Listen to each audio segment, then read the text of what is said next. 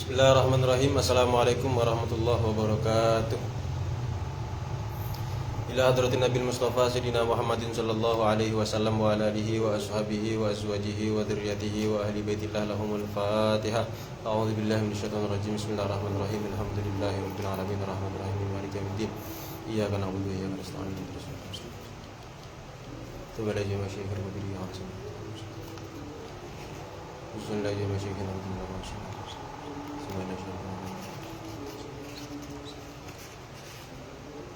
Ya semua serius lagi.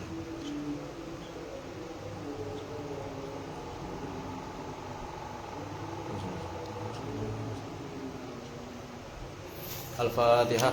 A'udzu billahi minasyaitonir rajim. Bismillahirrahmanirrahim. Alhamdulillahirabbil alamin arrahmanir rahim maliki yaumiddin. Iyyaka na'budu wa iyyaka nasta'in. Ihdinas siratal mustaqim siratal ladzina an'amta 'alaihim ghairil maghdubi 'alaihim waladdallin. Alhamdulillahirabbil alamin wassalatu wassalamu ala asrofil anbiya wal mursalin sayyidina Muhammadin nabiyil qasim amin wa ba'du rabbi shrah li sadri wa yassir li amri wa hlul 'uqdatam min lisani yafqahu qawli.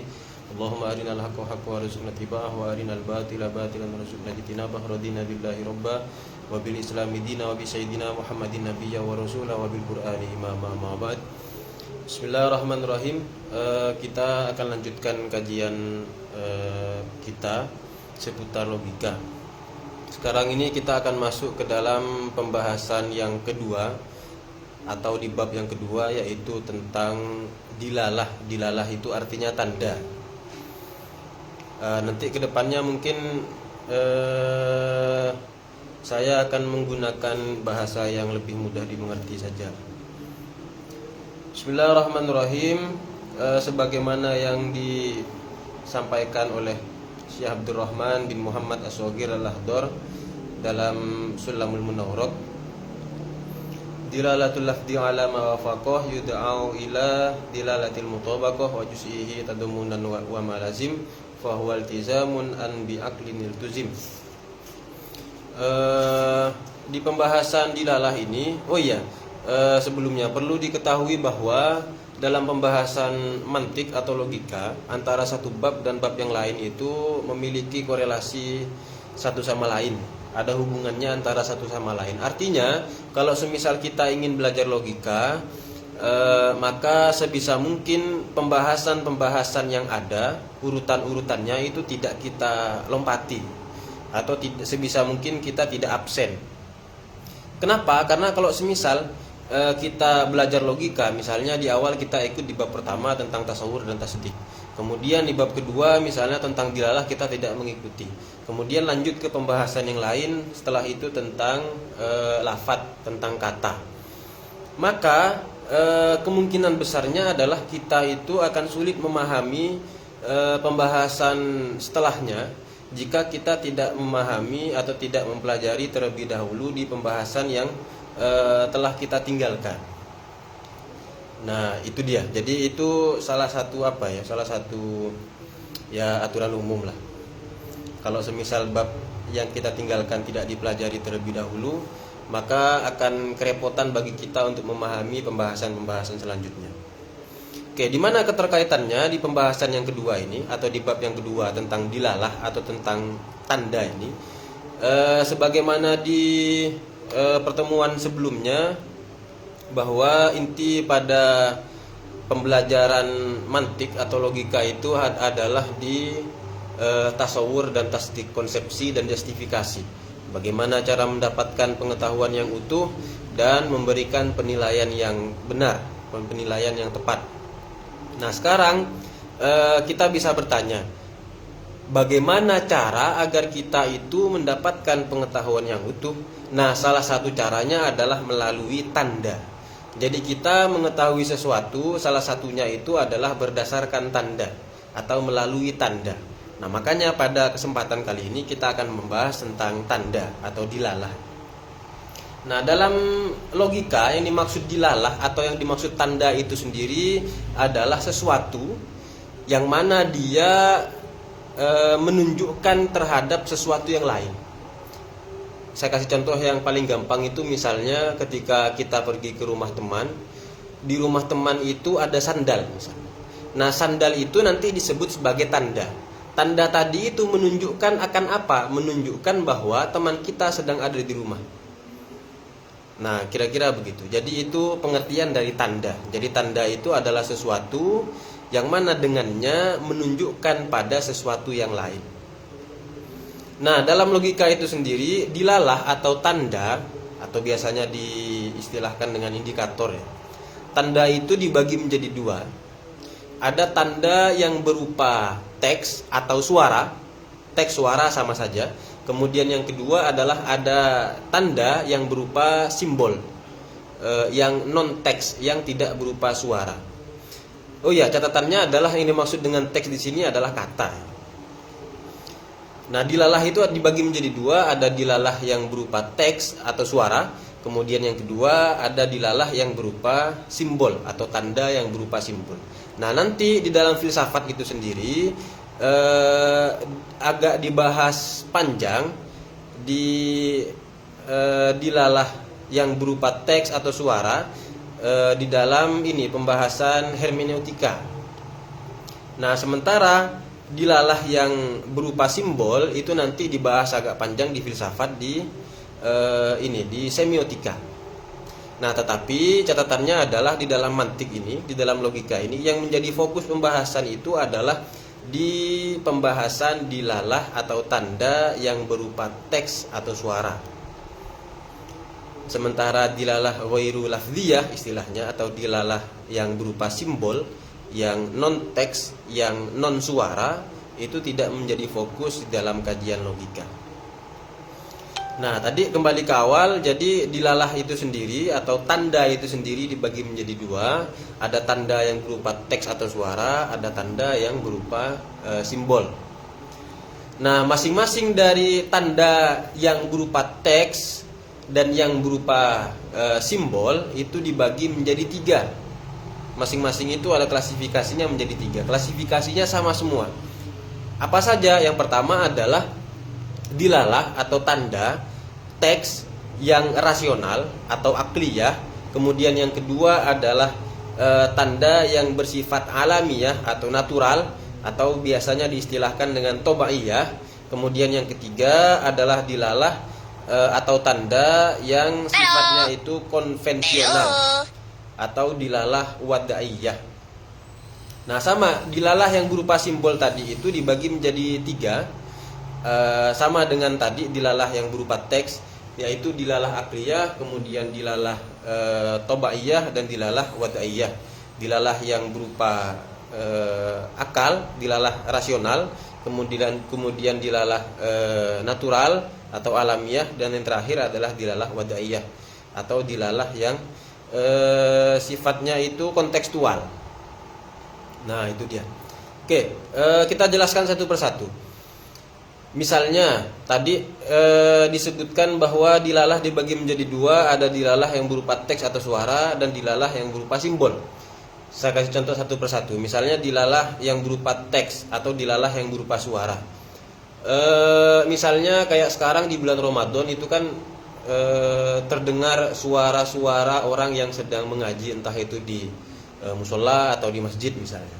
Nah, suara yang kita dengar itu adalah tanda, atau dengan suara itu kita mengetahui bahwa ada orang yang sedang mengaji, atau suara tadi menunjukkan ada orang yang sedang mengaji, entah itu di musola ataupun di masjid. Kemudian misalnya itu yang berupa suara. Misalnya yang berupa teks. Yang berupa teks itu misalnya ketika kita ke warung makan, kemudian di warung makan itu ada tulisan kasir misalnya begitu. Nah, tulisan kasir itu menunjukkan bahwa ketika kita ingin memesan sesuatu atau ingin membayar pesanan kita itu di tempat itu. Nah, itu contoh dari dilalah yang berupa suara atau teks. Nah, yang kedua adalah dilalah yang berupa simbol. Simbol itu berarti yang tidak berupa teks dan tidak berupa suara. Contohnya adalah seperti lampu lalu lintas misalnya, kemudian rambu-rambu lalu lintas misalnya. Kalau ada gambar P kemudian dicoret begitu, itu berarti maksudnya adalah dilarang parkir misalnya. Dan simbol-simbol yang lain. Itu dia beberapa contoh terkait dengan dilalah yang berupa suara dan dilalah yang berupa simbol. Oke. Kemudian kita beralih ke masing-masing dari klasifikasinya. Sekarang kita akan bahas ini dulu. Dilalah yang berupa simbol. Tadi dibagi menjadi 3. Ada dilalah akliyah yang berupa rasional, kemudian tobaiyah yang bersifat alamiah atau natural, kemudian yang ketiga adalah dilalah wadaiyah atau yang sifatnya itu kontekstual. Oke, kita bahas yang pertama dulu. Yang dimaksud dengan dilalah yang berupa simbol, yang akliyah atau biasanya diistilahkan dengan dilalah ghairu lafdiyah akliyah.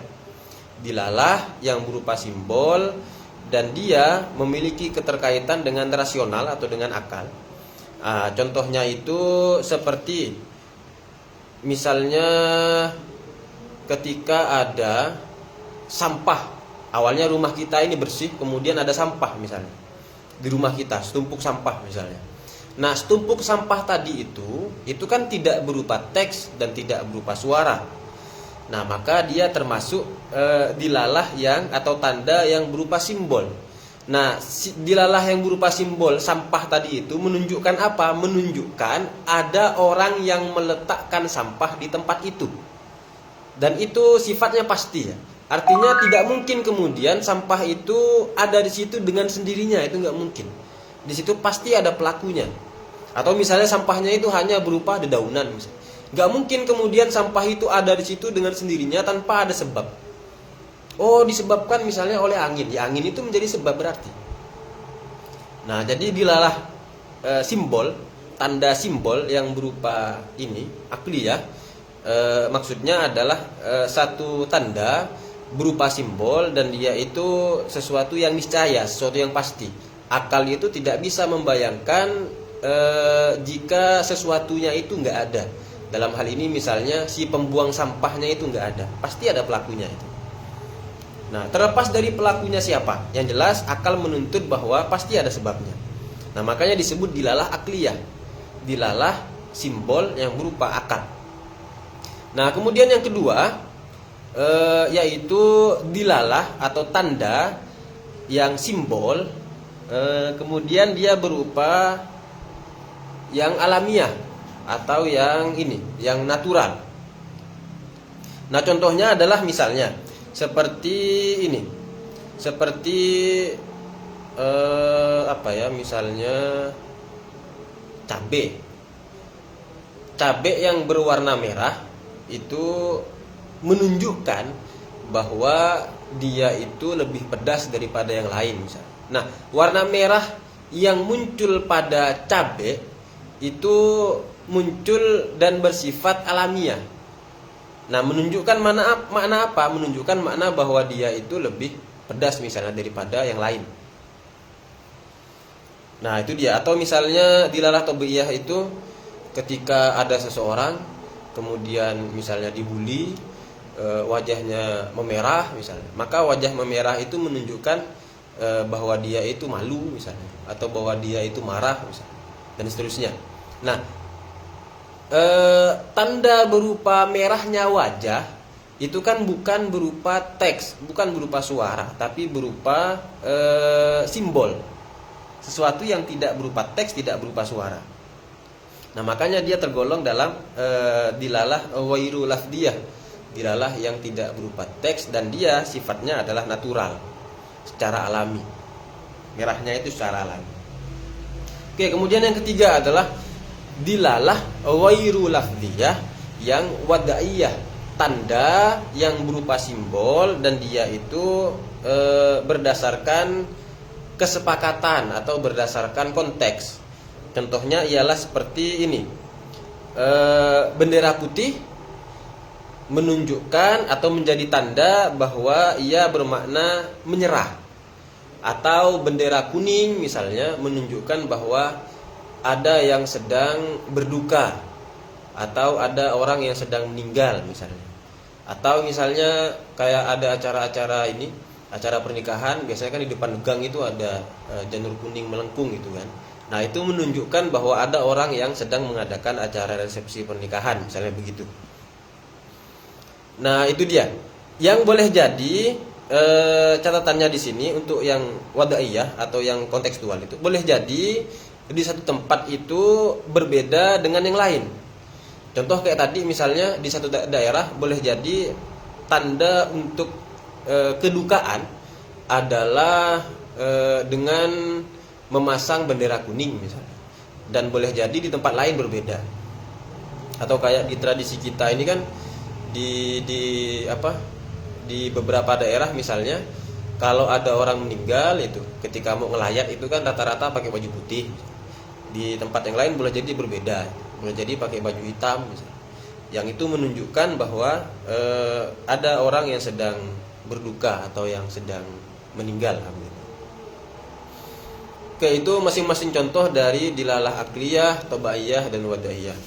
Kemudian sekarang kita beralih ke pembahasan tanda atau dilalah yang berupa teks atau suara. Sama dibagi menjadi 3, ada dilalah akliyah, tobaiyah, wadaiyah yang berupa rasional, kemudian alamiah, dan yang terakhir yang bersifat kontekstual.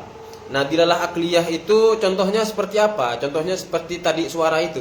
Ada suara orang ngaji. Suara orang ngaji ini pasti ada sumber suara itu sendiri. Atau misalnya tengah malam tiba-tiba ada suara orang ketawa misalnya.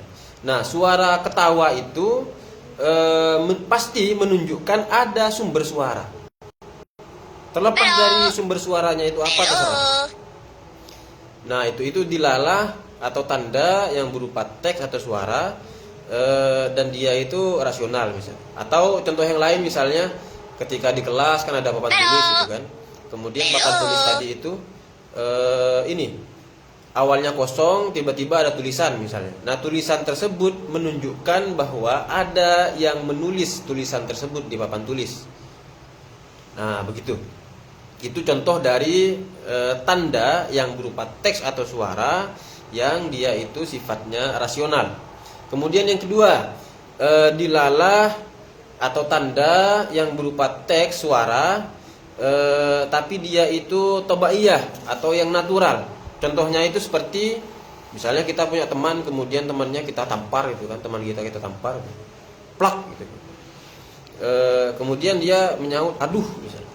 Nah, aduh itu yang dia ucapkan menunjukkan bahwa dia sedang merasakan sakit. Jadi ada tanda aduh tadi, dia mengucapkan aduh itu. Dan tanda-tanda yang lain, contoh-contoh yang lain. Nah, itu dilalah tobaiyah. Kemudian ini lagi misalnya di jalan raya tiba-tiba ada suara kayak benturan dan itu keras sekali misalnya. Nah, hal itu menunjukkan bahwa apa yang terjadi di sana itu cukup parah karena suaranya sangat keras misalnya. Dan seterusnya lah. Contoh-contoh seperti itu bisa kita lihat di sekeliling kita. Tapi yang jelas kalau dia berupa suara, maka dia disebut dilalah atau tanda yang berupa teks atau suara, atau dilalah lafziyah. Nah, yang terakhir dilalah tobaiyah. Yang terakhir adalah dilalah wadaiyah atau dilalah tanda yang berupa suara atau teks dan sifatnya itu kontekstual. Nah, dilalah yang seperti ini, yang kontekstual ini nanti dibagi menjadi 3. Dibagi lagi menjadi 3. Ada dilalah mutabaqah namanya, tanda yang mana dia itu menunjukkan makna seutuhnya, makna secara menyeluruh. Kemudian yang kedua adalah dilalah lafziyah yang berupa lafaz, wadaiyah yang kontekstual, dan tapi tadammun. Tadammun itu berarti maknanya hanya menunjukkan sebagian saja.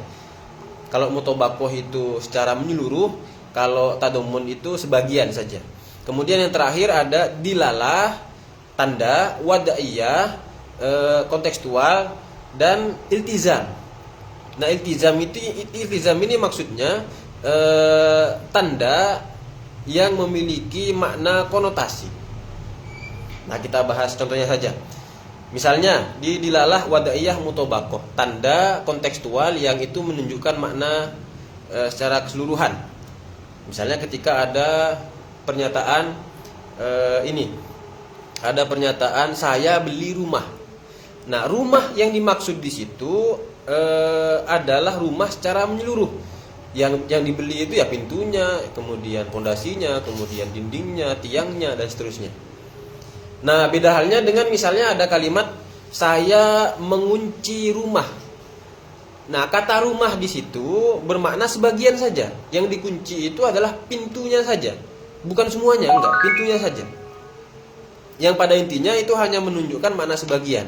Beda dengan tadi yang pertama, saya beli rumah. Rumah yang dimaksud di situ bermakna menyeluruh semuanya. Kemudian yang kedua ini bermakna sebagian, saya mengunci rumah misalnya. Nah, yang terakhir dilalah wadaiyah iltizam yang bermakna konotasi itu contohnya seperti saya memotong rumput di rumah. Nah, pertanyaannya apakah rumputnya itu ada di rumah? Kan tidak. Rumputnya itu ada di halaman rumah. Halaman rumah itu bukan rumah itu sendiri, tetapi halaman rumah itu masih memiliki hubungan dengan rumah. Nah, itu yang dimaksud dengan dilalah wadaiyah iltizam. Sesuatu yang mana dia itu berbeda dari yang lain, tetapi masih punya hubungan dengan yang lain. Nah, kira-kira begitu. Atau ini contoh yang yang mungkin oleh sebagian orang disukai. Misalnya ada seorang wanita misalnya mengatakan aku mencintai kamu. Nah, sebagai orang yang mempelajari logika, kita perlu kritis terhadap kalimat tersebut. Artinya kita perlu analisis yang dimaksud kamu di situ itu bermakna mutobakoh, bermakna tadommun, atau bermakna iltizam. Loh, bedanya apa? Bedanya begini. Misalnya ada orang yang katakan tadi, aku cinta kamu. Kalau kamu itu bermakna mutobakoh, bermakna keseluruhan, berarti aku mencintai kebaikan, keburukanmu, semua yang ada pada dirimu. Jadi mencintai seutuhnya, kira-kira begitulah kata orang-orang jomblo itu kan. Kemudian kalau kamu di situ bermakna tadommun sebagian, maka maknanya itu boleh jadi aku mencintai kebaikanmu saja, aku mencintai parasmu saja, yang mana itu ada pada dirinya dan sebagian saja itu. Atau boleh jadi yang lebih parah, aku cinta kamu itu kamu bermakna iltizam. Boleh jadi makna kamu di situ kalau iltizam adalah ini, uangmu. Uang itu kan bukan dirimu, tetapi dia memiliki hubungan dengan dirimu. Aku mencintai motormu misalnya. Yang mana motor itu bukan dia, tetapi motor itu punya konotasi, punya hubungan dengan ini, dengan dirimu. Nah, itu saya pikir contoh yang ini ya, contoh yang cukup sederhana. Jadi kira-kira itu beberapa pembahasan tentang dilalah atau tanda. Kemudian apa lagi ya? Oke lah, sementara itu dulu. Kalau semisal ada hal-hal yang ingin ditanyakan bisa ditanyakan di kolom komentar, atau bisa langsung kirim pesan ke Facebook saya itu ada. Kira demikian yang bisa saya sampaikan, kurang lebihnya mohon maaf. Wallahu yuwaffiquna ila sabilil anbiya wal mursalin wa ila ma khairin hadatul ulama wal hadin.